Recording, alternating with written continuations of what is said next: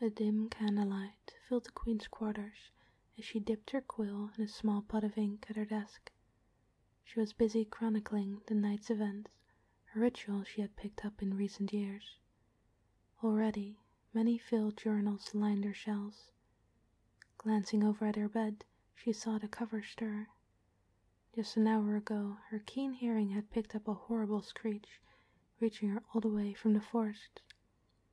Having given the order for the nightly patrol, she knew her favorite ranger was among them.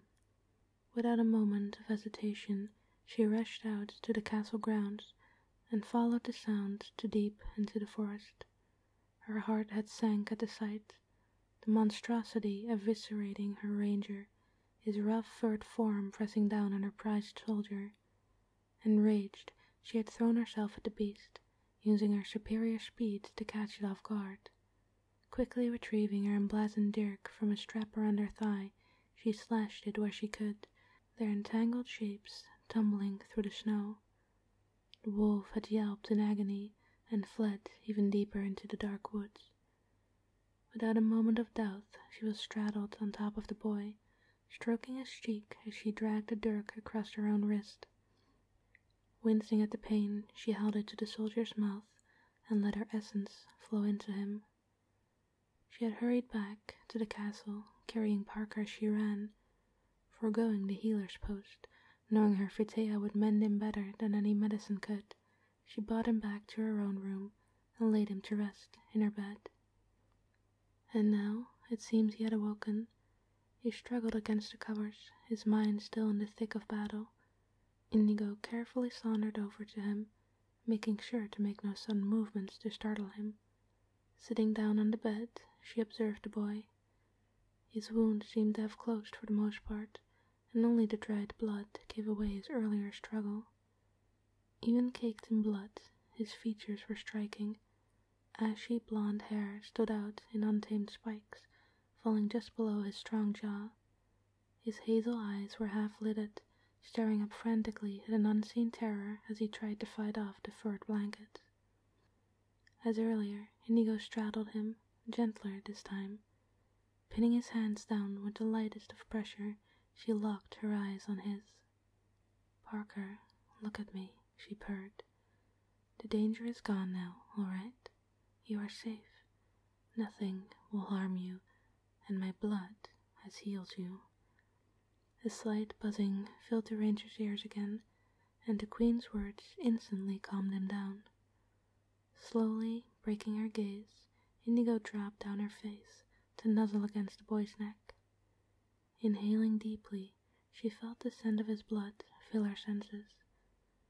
With unhurried, measured movements, she started to lap at Parker's neck, cleaning the layer of blood left from the wolf's bite. It had already started to dry, but the scent and taste was intoxicating to her. Inhaling deeply, between every drag of her tongue against his skin, she felt herself experience a high like she'd never had before. Something about this young, innocent man, his devotion, his utter purity, it made his blood irresistible to her. She had, over the years, kept a close watch on him. Indigo's preferences, no, her needs, called for blood from the untainted, and never in her many years had she encountered someone this chaste. It also made everything about him so much more appealing to her. She would watch him from a distance, never interfering, waiting until the boy had come of age. But when she heard his cry deep in the forest, knowing that her prize might be spoiled by a meddling mutt, she had to intercede. As she cleaned up every last trace of blood from his neck, Parker started to struggle against her. He, naturally, had no idea who this woman was, and why she was on top of him, mounting herself on his hips while she hungrily lapped at the sensitive skin of his neck. Everything about this alarmed him, as he vowed to retain his virtue until the day he would be legally wed in the eyes of the Lord. The boy's efforts to push her off finally broke her out of her daze, and she slowly sat up, sweeping her tongue across her bottom lip, savoring the taste. "What is the matter, my sweet?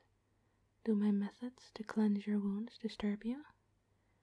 Dumbfounded, Parker brought his hands up to his neck and found his skin completely unharmed, albeit with a sticky residue left by the woman's saliva.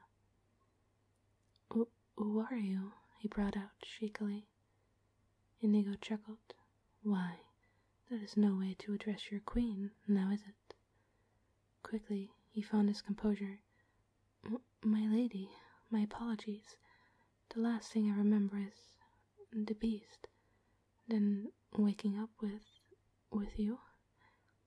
Inigo brushed a few strands of hair out of Parker's face, earning an uneasy expression from the boy. "I rescued you, my dear. I saved you just in time before the wolf could rip out your throat. Then I fed you my blood, giving you the strength to heal your injuries at incredible speeds.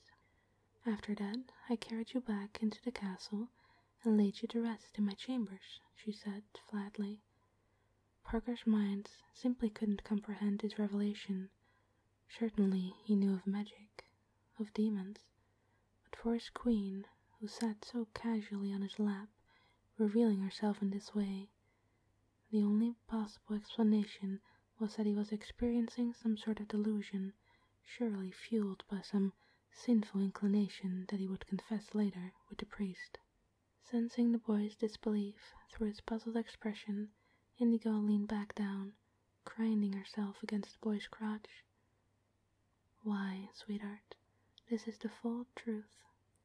But I certainly do not mind giving a demonstration," she whispered as she brought her face close to his neck again. Her fangs extended the moment her lips grazed against the flesh skin, her instincts taking over.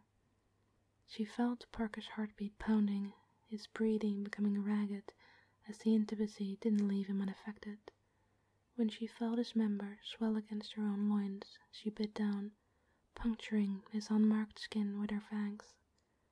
Instantly his blood flowed out, hot and sweet, and she drank it all in.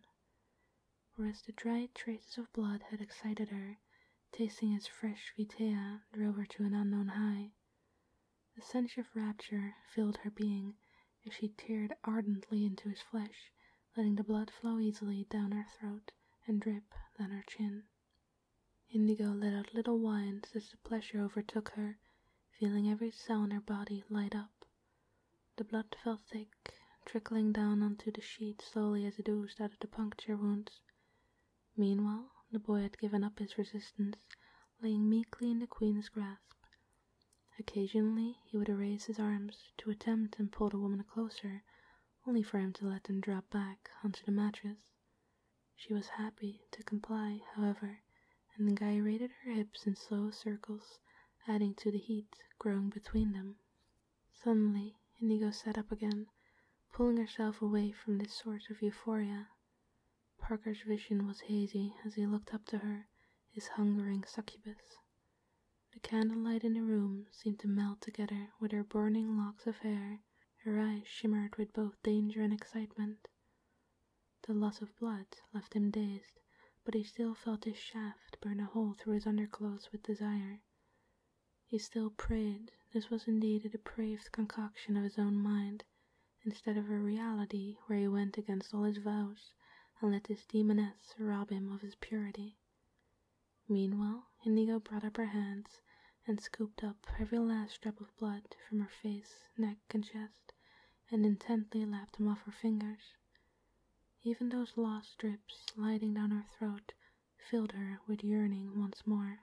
"My boy, had I known your essence was so delectable, I'd have had you summoned a long, long time ago. But alas, here we are, perhaps at an opportune time, nearly 18 years old, ready to join the royal army with a select group of lucky recruits," Indigo mused, letting her hand trail over her praised chest as she talked. "I could, after instilling some new memories in you, of course, let you go, come back every so often, like a thief in the night, and drain you of some of that sweet elixir," the queen teased, tilting her hips forward against his now throbbing erection. "But how can I resist?" she went on. "Resist you, the town's symbol of vague, zealous devotion, So innocent, pure, and so alluring. Indigo brought her hand up to the ranger's neck, the touch eliciting a shiver from him, despite the wounds closing already. For as luscious as you are, you've been awfully quiet, darling. I didn't pick you for the suffer in silence type. So speak up. What do you make of the night's events? For a moment, Parker seemed stunned, then started to stumble over his words. We shouldn't be doing this. I've taken vows and it is impure, he trailed off. Inigo let out a short laugh. Why, quite astute. We really shouldn't, because you should be dead, bleeding out in the cold woods.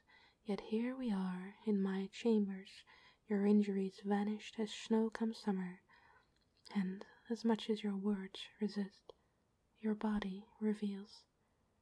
You can feel it, can you not? In the core of your being, something pulls you towards me. Something inside me speaks to you, and something inside you answers. We are, in a sense, bound, Indigo explained, pawing casually at the boy's silken shirt, dragging it upward, exposing its toned stomach. Please, my lady, Parker implored. I don't know what you are, but please let me go. I belong with my family, with the church. Indigo ignored his pleas and continued to strip him of his clothing. That's not all, is it? You're an extremely promising recruit for the Royal Army and an excellent ranger. That is where I want you to be, guided and strengthened under my thrall, of course. She easily discarded his shirt, as he barely put up any resistance, while she pulled it carefully over his head. Her fingers trailed over his bare chest as she continued. Though, you being here, I'm not sure if I can resist. Laying under me, your arousal more than apparent, knowing how chaste you've been, she murmured as she shimmied back, giving her access to undo his pants, her body seeming to move on its own. It would be, in a sense, a waste, though, to take you like this, tainting your blood, Indigo said, more to herself than to the boy.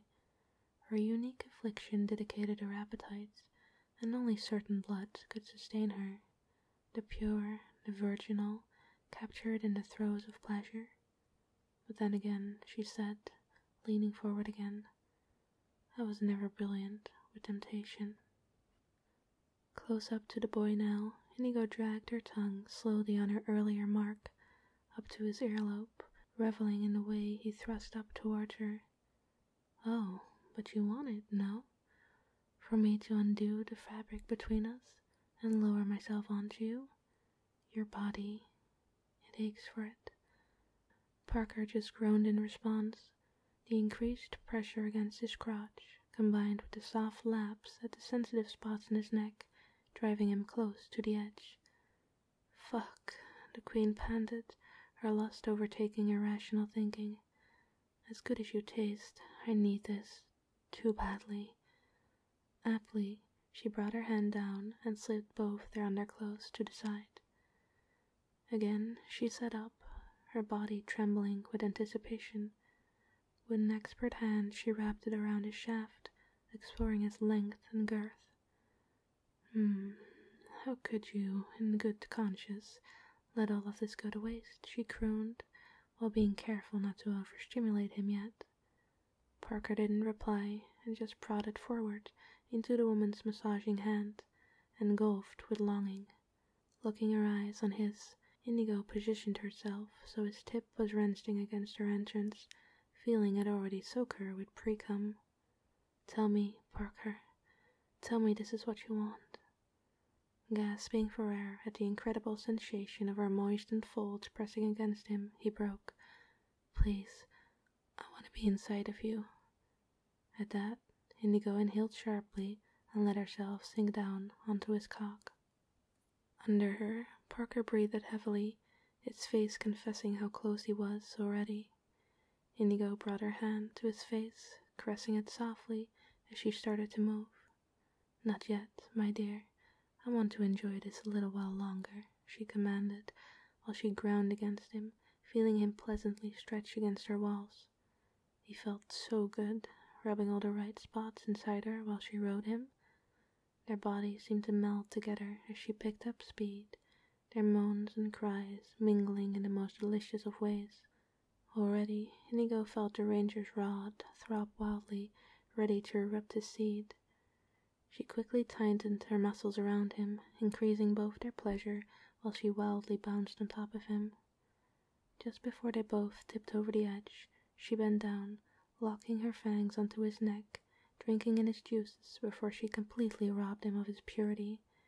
Their combined pleasure and hurt made them both cry out as their orgasms ripped through their bodies.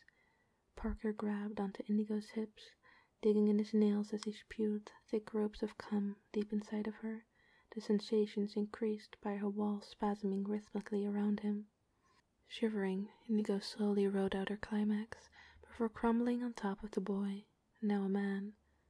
After a few moments, she let him slide out of her and laid down beside him, resting her head on his chest as the sun started to rise behind the covered windows. Come sunset, Parker awoke from slumber, finding himself in a comfortable bed covered in layers of quilts and blankets. Sleepily, he looked around.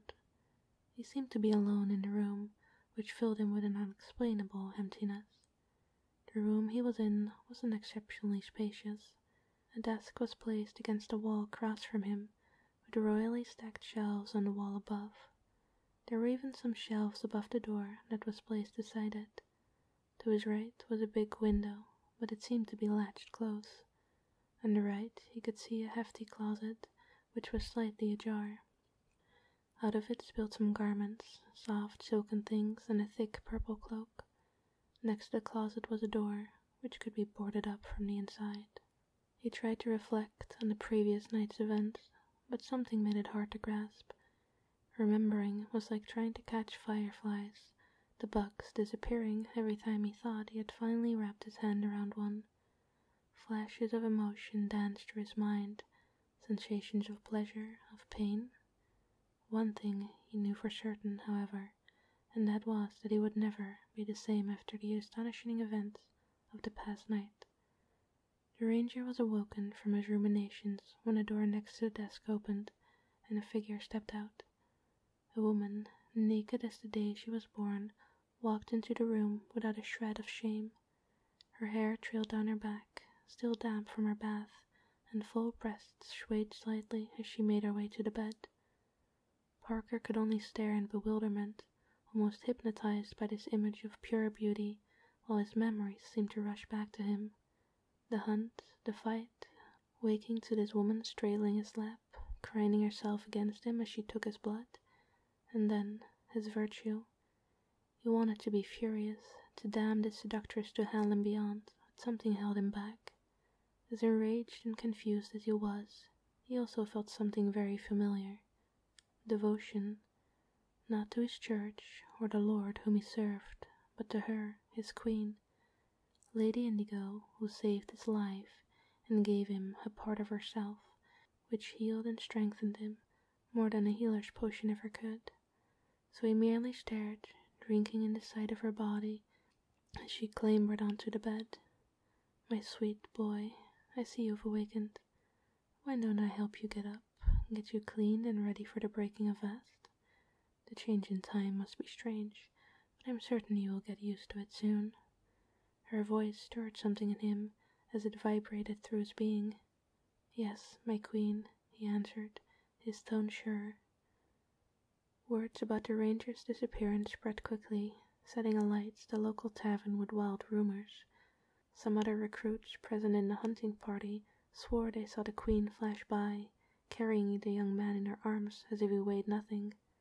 So when he did reappear, standing proudly next to her side, dressed in her colors and sigil, nobody was all too surprised. Soon he had officially joined the royal guard, but unlike the other knights and rangers who were dressed in a deep crimson, he always wore purple, same as the queen.